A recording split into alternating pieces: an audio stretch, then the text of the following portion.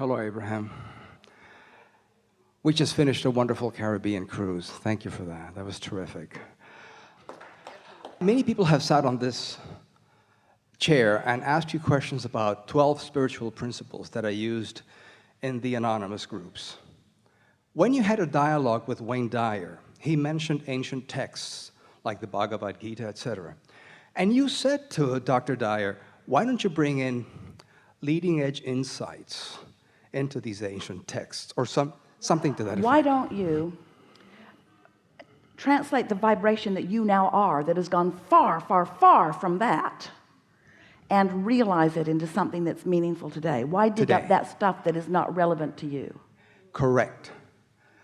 I'd like to share some leading edge, Abraham-inspired insights into those 12 principles. May I do that? Yes. Then you can have your way with me and it'll be fun. Because I believe that these principles have to be brought into a new leading edge understanding. I'm excited about this. We believe that they cannot help but be. We believe that, we know that it's happening on an individual basis. We'll play your game. Let's see how it goes.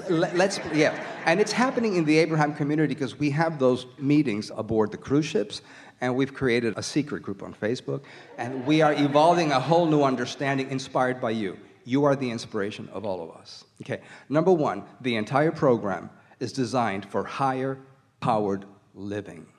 It's all about that alignment to flow that power and illuminate your whole life.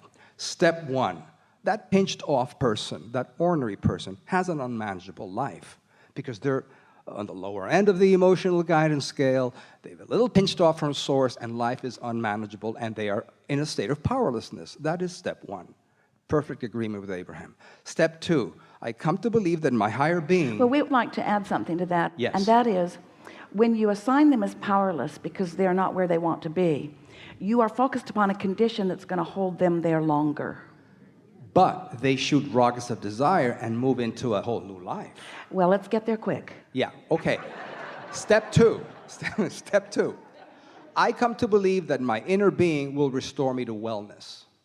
We would like to say that your inner being is constantly doing that, because that's what this vibration is. Correct. But you got to be in the receptive mode before you get any of it. And so just knowing that that's there, but add to that, and maybe that's step later, but knowing that allows you to translate it right now.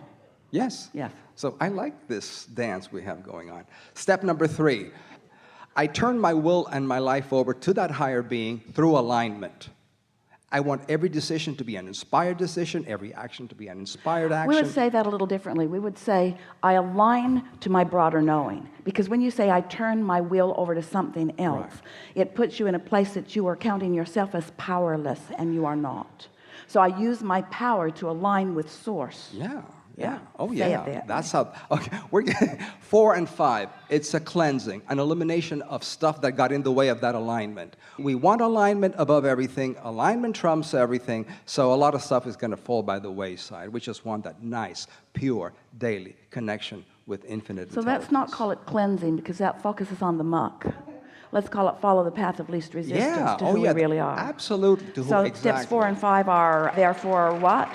Absolutely. What are they then? They're the step of greater allowance, of optimal allowance, of allowing the fullness of who I am. So step 4 and 5 is more emphasis on the receptive mode. More emphasis on the receptive mode. Less attention to condition that I'm tripping over, that I need to cleanse myself from, but I can't really cleanse myself from anything that I'm giving my attention to. In fact, I'm getting deeper and deeper and deeper and deeper into it. But I give my attention to being a better receptor of that infinite intelligence. And my life revolves around becoming a better receiving instrument of that. And I do that how? Through alignment. But in practical terms? By caring about how I feel, and by recognizing that the way I feel is my indication of where I am, and by accepting that where I am is okay. Yeah, yeah. Because a condemnation of where I am is the most unproductive activity that I could ever do. Looking at something that needs to be cleansed is the most unproductive moment in time that I ever spent. And the freedom that comes from that, the freedom that comes from that process is one of the greatest high-flying The freedom that experiences. comes from releasing resistance that is the only thing that binds me feels really good. Yeah. Yeah. It's good to play with the language, but We agree. It's good to find language that supports the vibrational integrity. yes, it's so much fun. I am enjoying this. I had the nerve to do this, and I'm enjoying it.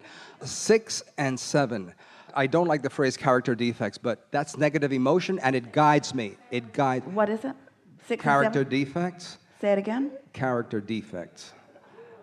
So, okay, now let me explain. Negative emotion is my best ally, you have said. The character defects equal negative emotion. They're synonymous to negative emotion. It's my best ally. This is really something to talk about. The reason that anyone who's not in alignment with who they are and therefore is wanting to move through these 12 steps to alignment, the primary reason that they're not already right there where they want to be is because of self-negative introspection. Absolutely. So you're wanting to use words that don't amplify the way they already feel. There is this misunderstanding that since where I am is not really where I want to be, then I'm in the wrong place. And that just isn't true. Any more than Esther, when she's at mile marker 5:30, is in the wrong place because she's not really where she wants to be. She's in the right place on her way to where she's going, not in the wrong place because she's not already there. Mm-hmm. Correct. Contrast and negative emotion are guidance, and when I embrace them as Call that. it current state of being or something, anything other than character defects. I because don't like the phrase there aren't either. any character defects. You see, every single one of you is experiencing, by these terms, a character defect every time you launch a rocket that you haven't translated into something yet. By these standards, anything that's not already up to speed with the rocket you just launched means that you're defective in some way. You cannot hold that thought. You are not defective. You're on your way, on your way, on your way, on your way. It doesn't matter how far from where you want to be you are still in no way defective. You're just on your way. I love how you have your way with me. Now you're really going to chew me up on 8 and 9, but it's fine. Yes! I'm having huge fun. So 8 and 9, and I know what you've said about making amends, and I very much agree with you. So this is how I see 8 and 9. I have a vibrational mix. You used to use that phrase years ago, a vibrational mix, and relationships are forever. So I need to mend all my relationships with former employers, former people in my life, and B, I do that by right now striking a pose that's in vibrational alignment with who I really am. Because in doing so, I become a different point of attraction, and every relationship that ever existed changes in this moment. So I do it vibrationally. But if I go back and talk to them, I will talk myself into the vibration that I just recovered from. correct, correct. Great minds think alike. I love it. The 11th step is really the crux. The 11th step is the step of alignment. And it's the step that leads to the fullness of who I am, the path of most allowance, and a higher powered life. That's the culmination of everything. When I am in that blended being that you talked about in the new beginning, when I am in that alignment that trumps everything. What if, in my awareness, there will always be a vibrational version of me that's preceding what I've allowed myself to realize? Because life keeps happening, and I keep asking, and I continue to become. And vibration precedes all manifestation. So what if, since the vibrational version of me is always out there, and I am always standing in relationship to it, what if I'm always in the perfect place? And at my very best. But here's the crux of all of this. This is what makes any of this work or not work. Here's the crux of this. How do I feel about me right now in relationship to where I'm going? Do I feel eagerness? I'm not there yet. I haven't realized it yet. But how do I feel about the expansion that I'm moving in the direction of? Am I anticipating it? Am I eager, or am I guilty about where I stand? In other words, too much introspection makes you condemn yourself for not having moved faster. or for the mistakes you've made along the way, when the truth of it is you've made no mistakes along the way, because who you have become could not even exist if it were not for the so-called mistakes you made along the way. This vortex version of you would not even be a vibrational reality if you had not allowed yourself to live those things. They're just stepping stones to a happier life. That's all. We're just wanting to guide your verbiage a little bit, because you're bringing more of what everybody already thinks into this new vibrational understanding. And part of it is because you're wanting to build a bridge. But that's what always messes up the leading edge. That's why science moves forward so slowly. Oh, we have to get all these scientists that have put all this energy into all of this understanding. We have to bring them to the place that they then get what we get. And we say, and in doing so, you're going to slow yourself way, way, way, way down. You see, don't work too hard on your bridges. I feel uplifted. What's step 12? A higher powered life isn't a very uplifted life, the way I experience Feels it. good, doesn't it? And does it feel good every step along the way? It feels better and better. Does a higher powered life feel good when you're in step 1? No. It feels good when I'm in alignment. Well, you got to find a way to make it feel good when you're in step 1. And good is a relative thing, isn't it? Good in relationship to what? Good in relationship to how I felt. Better and better and better and better and better. And who's taking score of this? Only me. That's the problem with trying to structure something and get everybody to look at it. Nobody's standing in the same place in relationship to anything. These are the steps that we would offer if we were offering something new about all of this. So here's the way we would do it. It'll be easy for you to hear this because you've stayed with us as this day has evolved. And the wonderful things that we've been talking about here are still active in your vibration. So this will be really easy for you to hear. So, step 1.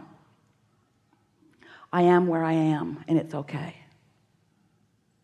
Step 2. Where I am has helped me carve out something that I like even more, and I'm looking forward to that.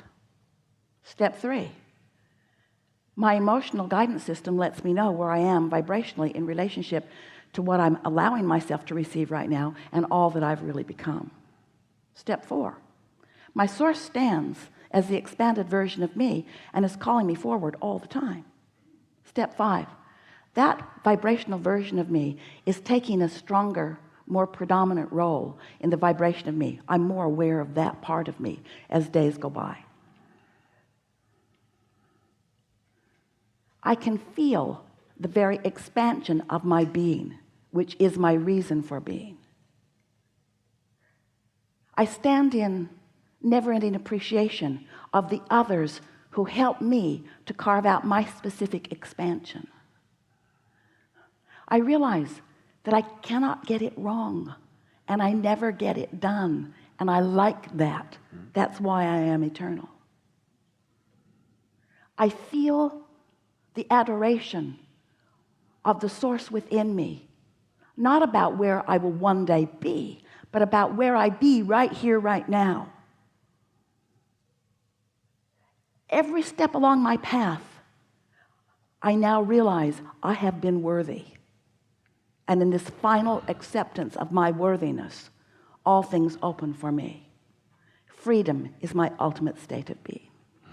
Freedom from the bondage that I have been applying by my attention to the unwanted aspects of myself, which have always and only ever been an illusion that I have placed there.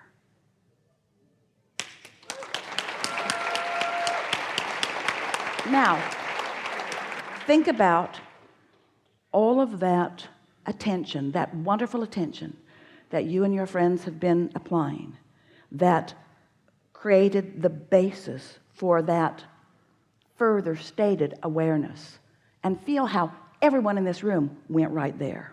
You say, those are steps worth taking, aren't they? Yeah, definitely. Really good.